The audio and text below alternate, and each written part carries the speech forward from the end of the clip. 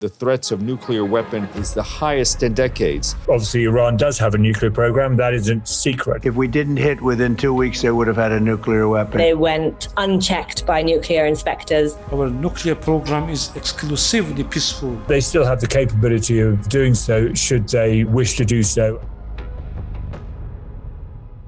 Anybody who listens to the news will have heard mention of Iran's nuclear weapons program and probably heard a phrase like, Iran is just weeks away from getting a bomb. Obviously, Iran does have a nuclear program. That isn't secret. It is doing a lot of the things you need to do to make a bomb. If you have uranium, you need to enrich it to weapons-grade uranium. And Iran has now mastered that technology and has indeed enriched around 440 kilograms of 60% enriched uranium. So not quite at fully enriched bomb-worthy, but pretty much. Ironically, the US actually provided a kickstart to Iran's nuclear program. They actually gave Tehran its first research reactor. The Ayatollah who took over in 1979, Ruhollah Khomeini, he initially opposed nuclear development, but he did restart it under the Iran-Iraq war after Iraq used chemical weapons against Iran. The new supreme leader, who was slain by Israel at the beginning of the war last Saturday, expanded Iran's nuclear activities, and not just the peaceful nuclear program, but also undeclared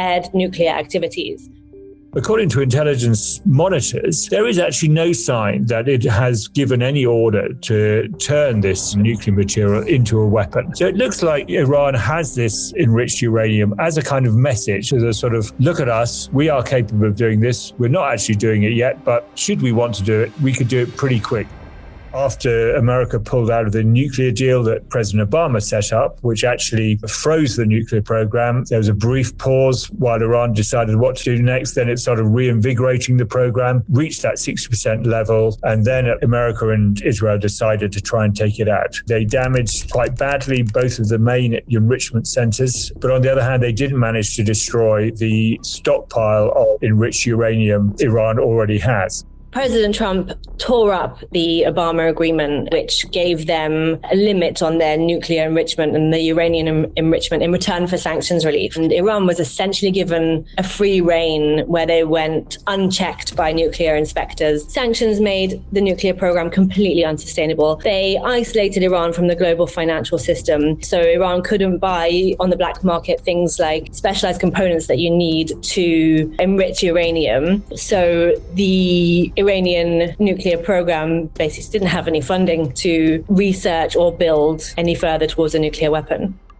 They haven't actually taken a decision to build a bomb. They haven't since June massively reconstituted their enrichment and weaponization processes, but they still have the capability of doing so should they wish to do so and should Israel and America effectively allow them to do so. Some analysts say that Ayatollah Khomeini kept a lid on the nuclear program and it wasn't something he was going to use. There's a few options as to how this can go. I think option one, which is the continuation of the Ayatollah's legacy and this later nuclear program where they continue to be on the edge of breakout, but they don't test nuclear weapons. I think the final option is some kind of new order that emerges from the chaos.